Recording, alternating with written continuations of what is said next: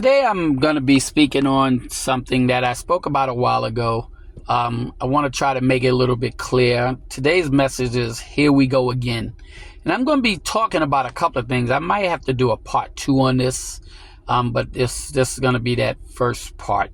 And like I said, the reason why I'm calling here we go again is because I still have people that call me up and ask me about tithe and offering. But I seen this pastor, friend of mine, nice, good pastor. And let me make this very clear. I'm not down in the churches because like Pastor said, we don't down churches. We don't down pastors. You know, we're Christians. And so we don't down people. That's not what I'm doing. I'm just trying to, God said we perish for the lack of knowledge. And so I'm trying to give insight on the tithes and offering again. But I also want to make it clear, because I think people have a misconception about tithes and offering. And he had said that if you don't tithe and offer to the church, that you under a curse. And I want to make it very clear, you are not under a curse for not tithing and offering.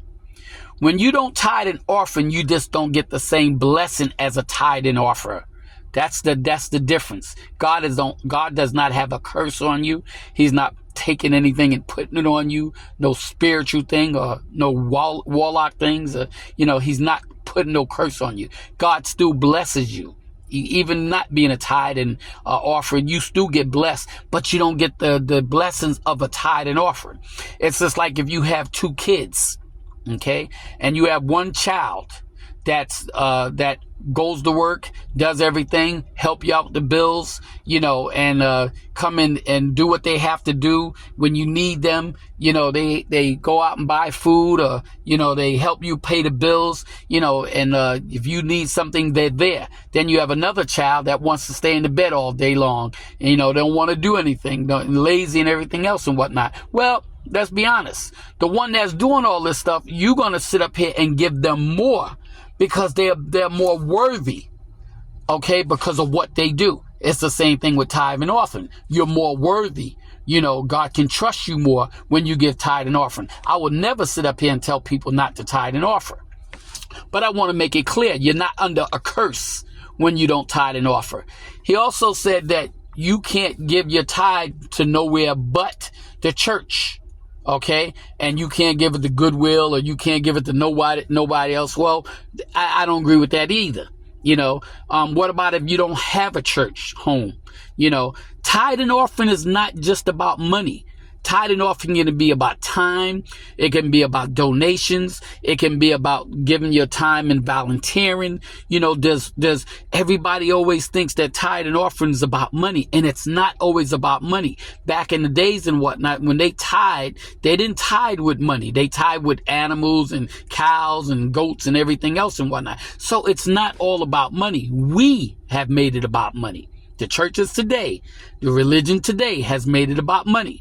Okay, and like I said before, they always go to Malachi, and Malachi was not talking about people, wasn't talking about us. It was talking about bring all the money to the storefront, or bring all your orphans to the storefront, and they was talking about the kings and priests at that time. So you got to read the whole paragraph and everything about this. The problem is we read certain things and we take it out of context, and they've been running with this Malachi thing for a long time, and they're giving you one part, but they're not giving the whole thing, and you have to go back in scriptures to understand what Malachi means.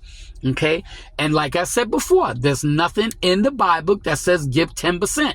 Now, and I make this very clear. If you want to give 10%, 20%, 50%, 100%, that's fine. That's all well and good. If you give 5%, 1%, if that's what you have, that's what you give. See, God is not worried about how much you give. Okay, they keep saying you give the 10% and God will bless the 90%. Well, if you give 100%, God is going to bless the 100%. Okay, if you give 50%, God is going to bless the 50%. If you give more, God gives more. That's the way that God operates. That's the kind of God we serve. If you give God more, He's going to give you more. If you have a child that's going to give you more, aren't you going to do more for them? It's the same thing when it comes to us with tithe and offering.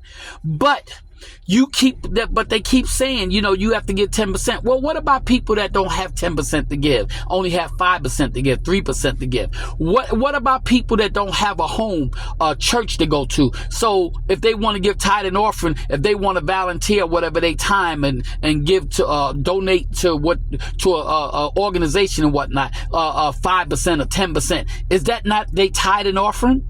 Okay. See, we get mixed up with the tithe and offering, and then you got people saying things that's not true. And the reason why I say this is because I think the reason why the church sits up here and does that sometimes is because you got to remember the church is also a business. They got to pay bills and everything else, and I understand that. And so they are a business, so they operate under business. The problem is a lot of the churches operate under something that they operate under a religion, a tradition. Okay, the tithe and offering, but 10% that they've been telling us for years and years, and that's what they operate on.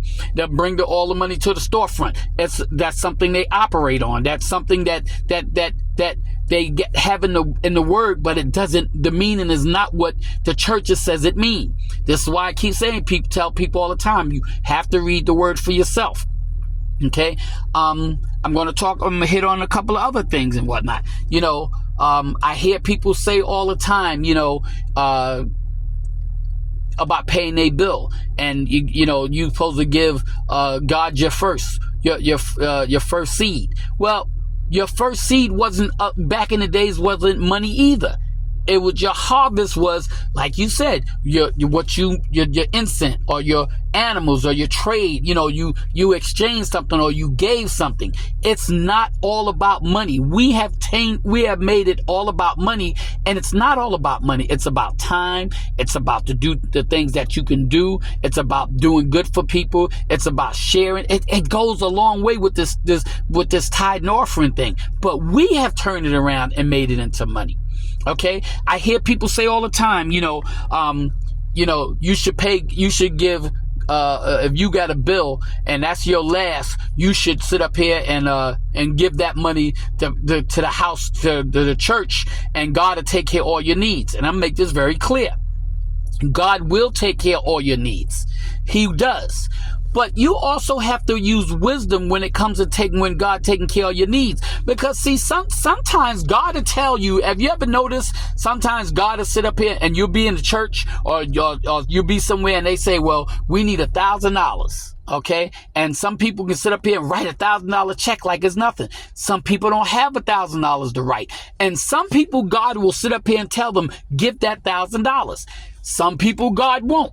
So do you sit up here and take $1,000 that you don't have to give? And I'm not saying that God won't bless you, but do you sit up here and take that $1,000 that you have that goes to your rent or go to your car note and give it, and God didn't tell you to? See, we have to listen to what God says. We always want to jump into things, and we think that if we give this money, that God told that we given our last, your house bill, your car note, your electric bill, and then all of a sudden your car get repossessed, or you get a notice that your lights get ready to turn off, or you get a thing saying your mortgage, you about to get kicked out of your house because you gave your last. Now, I am not saying that God will not sit up here and get you out of that predicament, but we have to use basic common sense, and we have to use wisdom, because sometimes God is not telling you to give your last for your rent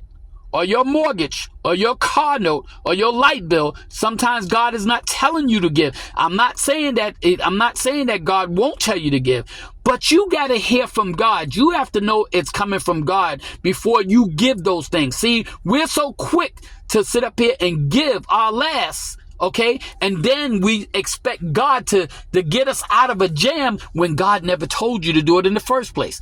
I'll give you a perfect example.